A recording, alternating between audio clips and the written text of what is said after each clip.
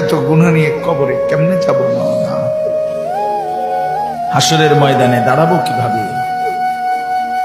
আপনার বন্ধুর কাছে সুপারিশ চাইবো কেমনে মাওলা? হাউসে কাউসারে পানি মিলবে কিভাবে? মা আজই মাফ করে দেন, এখনই মাফ করে দেন, দেন আপনি মাফই করে দেন। আযাব দিলে আপনার কোনো লাভ নাই, মাফ করে দিলে আপনার কোনো ক্ষতি নাই। মাফ করলে আপনার কমবে না, মাফ না পেলে আমাদের উপায় থাকবে না।